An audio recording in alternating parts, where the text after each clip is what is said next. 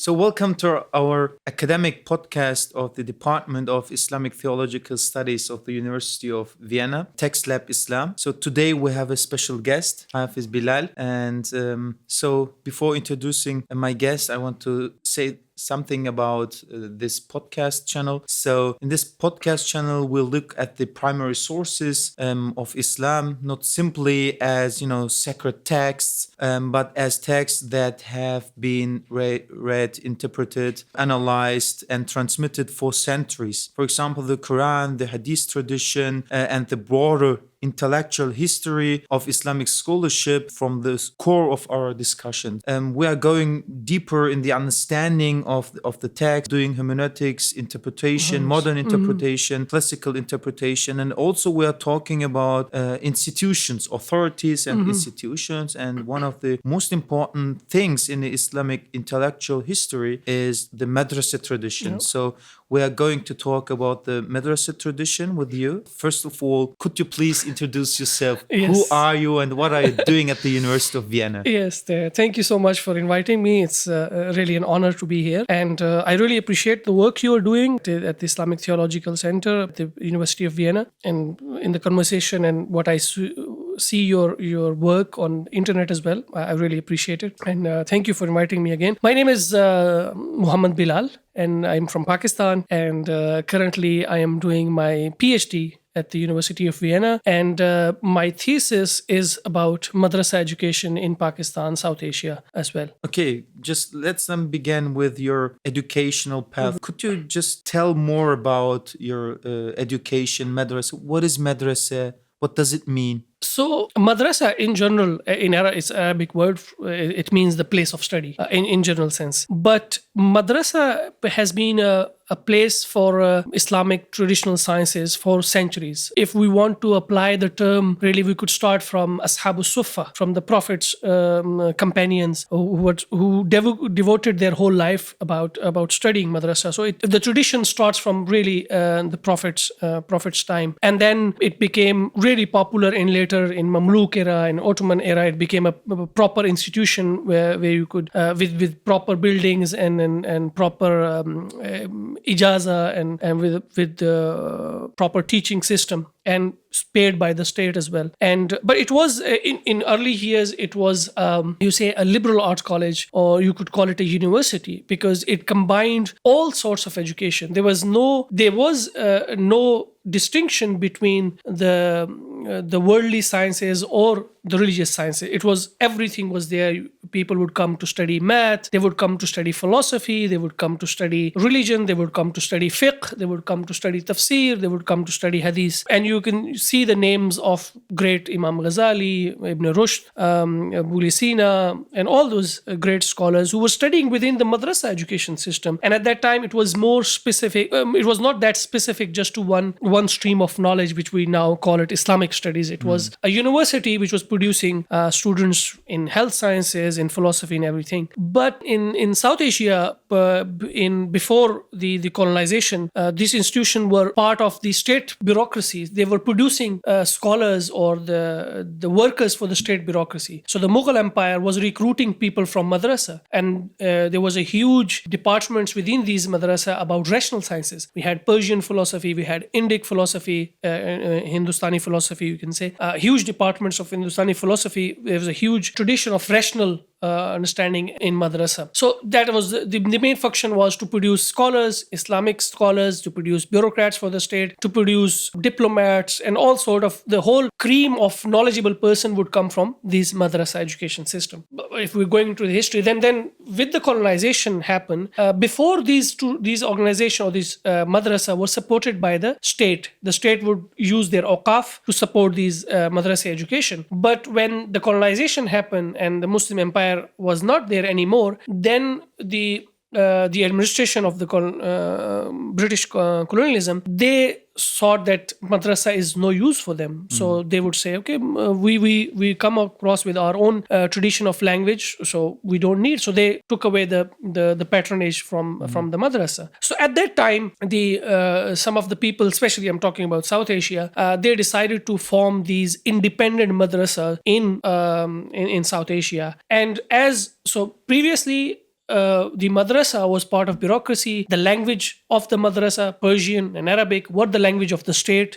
So there was a flourishing tradition going on. But when the colonization happened, the state patronage is gone. The language is no use now because the English language became the state language. So now there was a fear that the whole tradition of Islam will die out because you have no incentive to study Arabic, you have no incentive to study Persian, and the whole our tradition of Islam is in those languages. And because you are out of state employability as well, because if you're studying Persian, Arabic, you're not going to be employed by the state. So there was a fear that this will destroy our tradition and we will lose all of our tradition. So people came up in different parts of South Asia. Most famous two of them are Deoband and Barelvī, where they found madrasas, and all these madrasas were independent of any state finances. And the idea is to preserve religion, preserve our own tradition, preserve our own ways of life, preserve our intellectual tradition, and produce scholar, not just a scholar, but also produce imams and people who could really protect our identity as well. Because previously there was no threat to identity, but now there is a threat to identity because the state is something which is totally indifferent to religion. And so how you present yourself or how you protect your identity. So the idea behind these madrasa was to preserve tradition and also produce massive scholars who can go into this into the public and masses and produce this certain kind of identity as well within the Muslim population in South Asia. Okay, very interesting, because from another perspective, when people here in Europe hear madrasa, you call Deoband madrasa, we'll talk about Deobandiya. Sure. But also in some Turkish countries, for example in Turkey, when I studied their theology, Islamic theology, parallel to my BA, I just visited a madrasa. So there in Turkey, we have the understanding of madrasa is the alternative of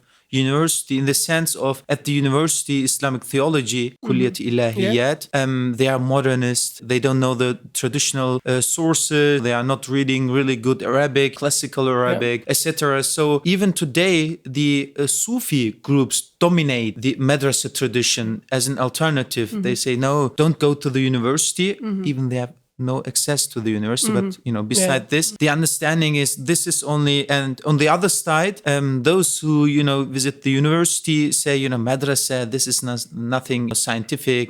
It's if you want to learn classical Arabic and don't use your mind, I'm just making it provocative, don't want to use your mind. If you only want to memorize and repeat, you should go to the madrasa. But if you want to use your aql, and you have to go to the university. So you mentioned an aspect of madrasa where you call it university, where this understanding is totally different.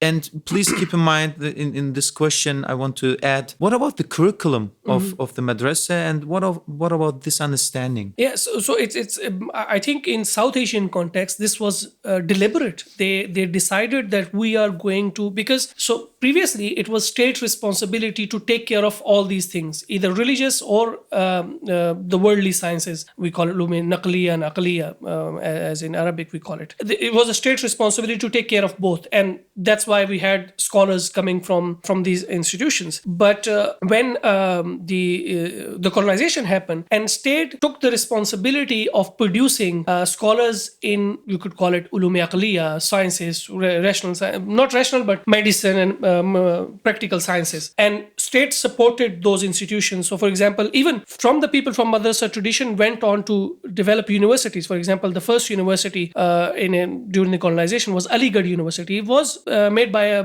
madrasa scholar, Sir Sayyid Ahmad Khan. When the state took that responsibility, they said, "Oh, we are taking this responsibility to preserve our religious religion tradition." So in South Asian context, it was deliberate. But the idea that these are that they both don't get along with each other, university and madrasa, I think it's not it's not correct. And in there are different historical phases in Pakistan which it had a different relationship among them. So if we look at, for example, Deobandi Madrasa, the the first student of Deoband Madrasa, because it started with one student, the first student of Madrasa, he became then Sheikh al-Hind, the Sheikh of the whole Hindustan, and was a big name in the Indian freedom fighting, Mahmud Hassan. He was the one, he graduated from the Madrasa and went to the Aligarh, which is the university, to tell people that you are the actually people who would lead this freedom fight against the British. But when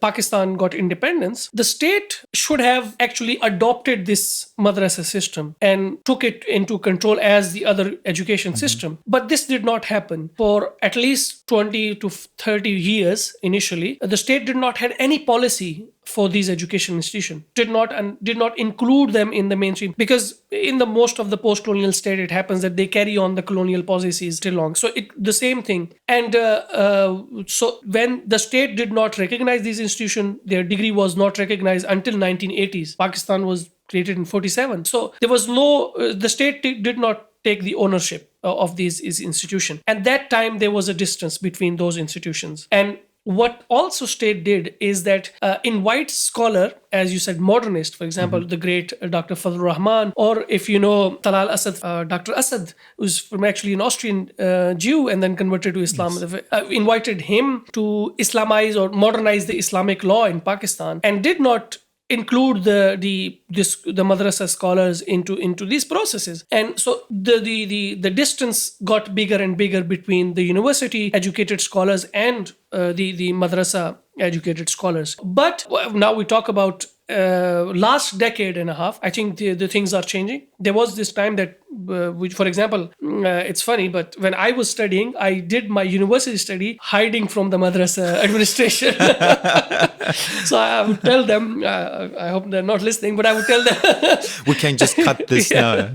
I would tell them that somebody is getting married or I am sick, and I go and, because in Pakistan, you can just give the exam. You don't have to go the whole year university. You can just prepare and then go and give exam. So I did my, in Pakistan, FA, BA like this, and even MA like this. And so early decade from, I think, 2001 to 2012, 13, this was an issue that they did not like each other, because the state was also interfering a lot about the curriculum and stuff. But now things are quite changing. There are a lot of students from madrasa who are studying both syllabus at the same time, which is really, really difficult.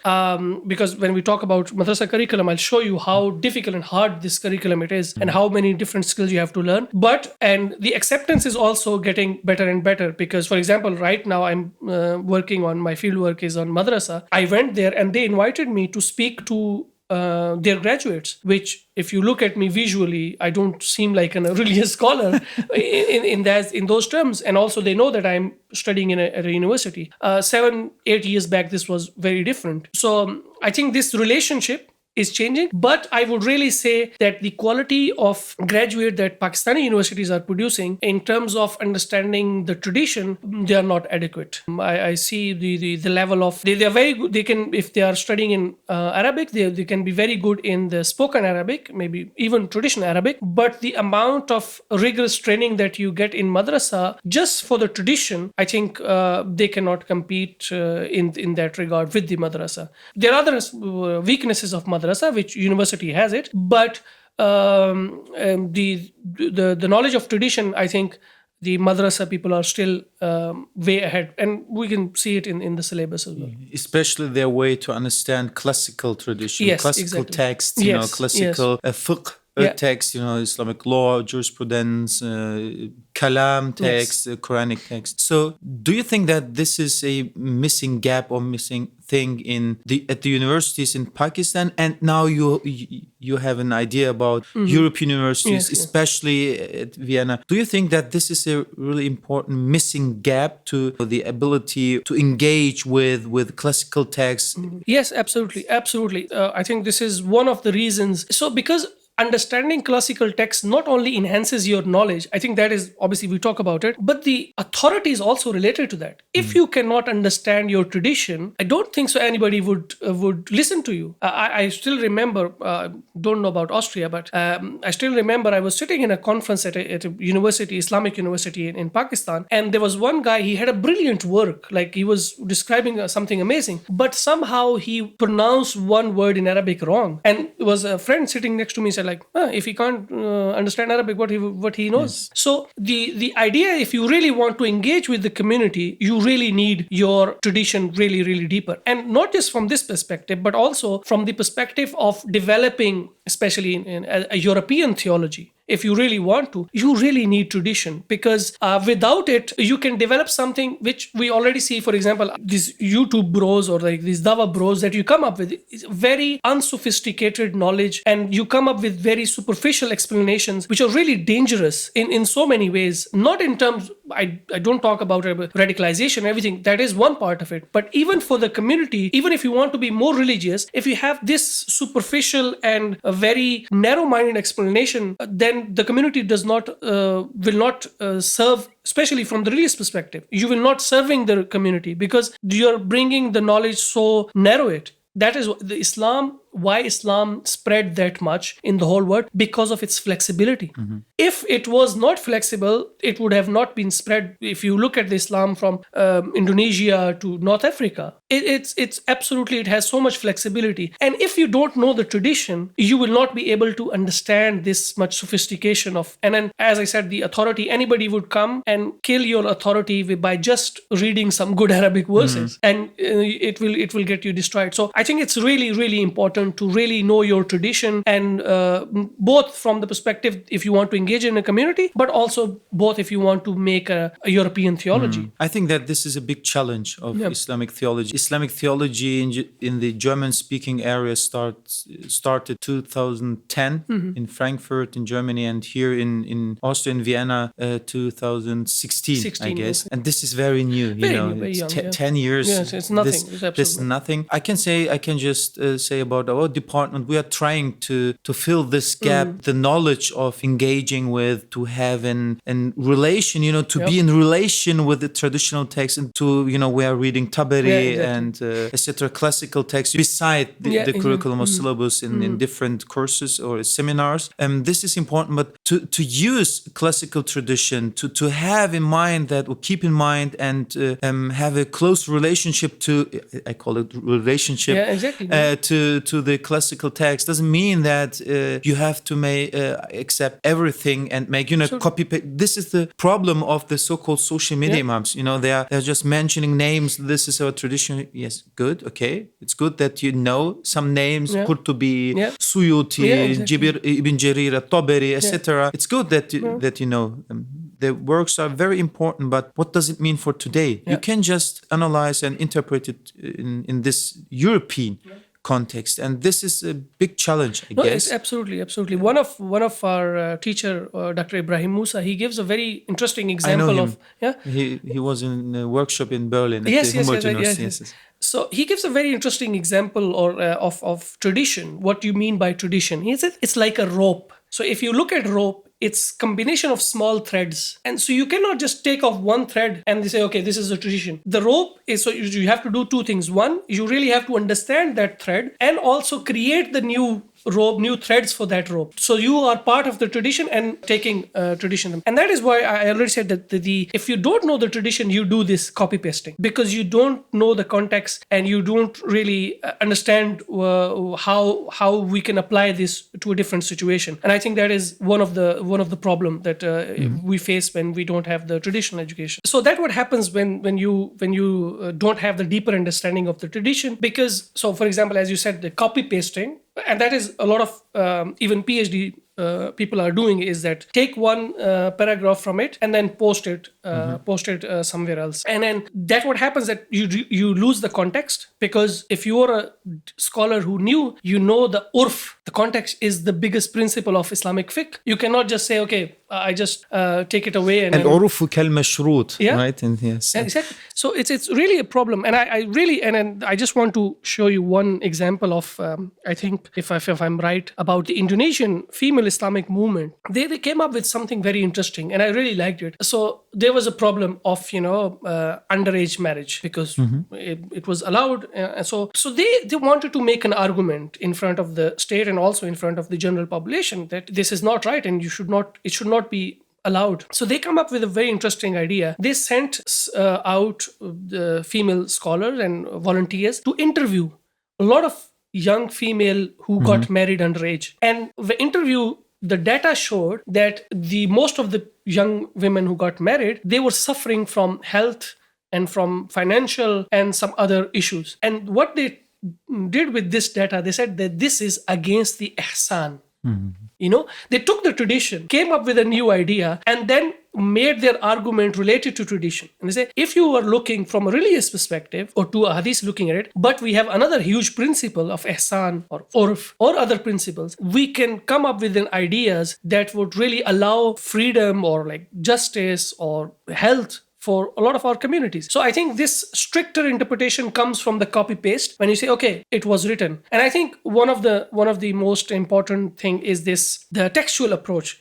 The textual approach that the madrasa had or the tradition had, it is very different from textual approach that I don't know what you call it, like modernist or like a lot of people who are new in this interpretation. Not modernist, but yeah. What the attitude of madrasa and people is more related to understanding the text and then looking at the lived experience. For example, that's why I say in at least South Asia, there was no written law before the colonization came in. There was Fatwa Shami and Fatwa Alamgiri and stuff, but there was no written law. But the Qadi had a choice to look at the consequences, look at the context, look at the person, look at the history, and then make a decision out of huge tradition, which comes from Hanafis, Malikis, Zawahir, and everybody. So huge corpus of tradition that we have, and then you can make a decision. But on the other side, what we see here is that, it was written here, that's why you're kafir or it is haram. And that is, I think, one of the bigger problem is to not contextualizing it, not understanding it deeper way. Maybe I add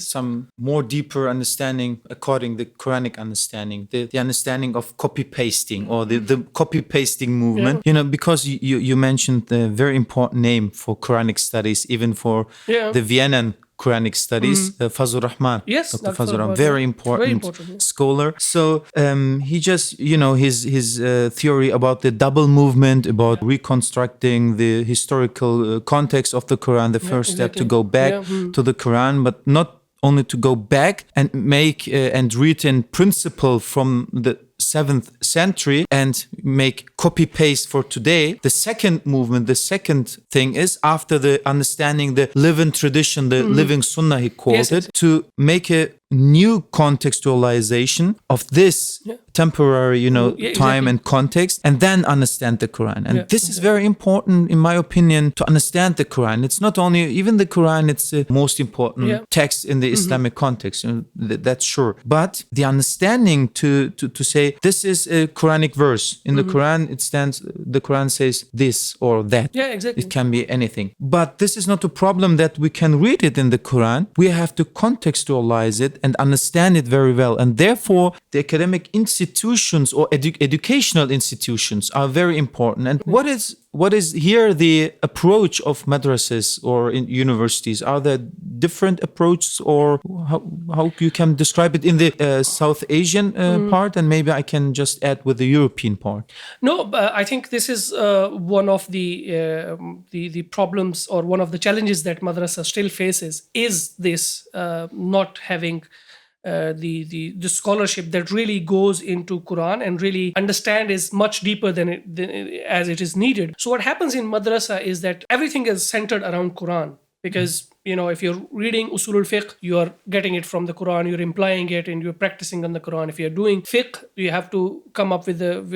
verse of Quran. Then we read 6 years of Quranic translation. We study ulum al-Quran, we study usul al-tafsir and everything. But so we study Jalālayn, the whole tafsir, 10 paras or para every year. But what really needed is actually what you you said about Dr. Fazlur Rahman, this approach to really understand it Quran in a very just like really understand how our scholars, for example, how Rāzī understood it, how Ṭabarī understood it, and to understand it in our context right now. And that's why one of the problems with the madrasa scholarship is that we don't even have a single good tafsir from last 20-30 years, and that is one of the bigger problems. I think we have maybe one I could maybe mention from Barelvī school of thought, which is from Dr. Ghulam Rasool Saidi, a bit, you could say something really, but what is lacking from the madrasa scholarship is really being open to, and it connects to from the previous perspective that I said, they went into the defensive mood to preserve religion. And what happens when you are preserving something, when you are really into defensive mood, you are not open to the ideas. And that is what happened to madrasas as well. They are very good in terms of, if you ask any madrasa graduate about Quran, any ayah or anything, they would come up with the understanding of it. They would come up with all the previous tafasir and whatnot. But to really come up with this in a contemporary age or something with the new philosophies that we are thinking, some with new hermeneutics that we came up, I think that is one of the approach that they are lacking. They're struggling with. Also in the European context, in Germany and in Austria, it's the same. It's very difficult to explain them when I'm saying, I follow the more or less the historical critical approach, which is founded not in the theories of Fazlur Rahman, but he's very important figure here, Nasir Hamid Abu Zaid, maybe. Yes. And in the German context, in Turkish context, beginning in the Turkish context in Ankara, and after that in Frankfurt, it was Ömer Özsoy, who just tell the German speaker or the European context who Fazlur Rahman was or is or was. And maybe today we have problems with this understanding. The majority thinks that if we say the Quran has its own historical context and the Quran has a dynamic character. Therefore, we have, beside the story of Yusuf, we have no prophetic narration or story in a chronological way because of the elusive character of the Quran. The Quran is depending and developing with his first addressees. We have this elusive dynamic character of the Quran, and without the historical context, it's not possible to understand the Quran. Exactly. This is the first step to understand this dynamic character. And the second one is we have a great gap between the first addressees, and the first addressees were the listeners of the Quran. Yeah, exactly. They were the part of this, and therefore of this development or of this, Quranic revelation. Therefore, Angelika Neuwirth speaks. She says, it's a twin birth. We have at the end of this process from 610 to 32 in 23 years, we have the Quranic text on the one side, but on the other side we have the living tradition, the community. With this community, with this historical event and the Quran and the Mus'haf, with this event and the Mus'haf, the text, we have the Quran. Yeah, exactly. And then the second, therefore I really appreciate the approach of Fazlur Rahman. We have to not copy paste it for today, but understand it and recontextualize it today. And some students just understand this approach, but some, they are very traditional. And they say, no, do you mean that the Quran is only a text of the 7th century? No, I'm not saying this.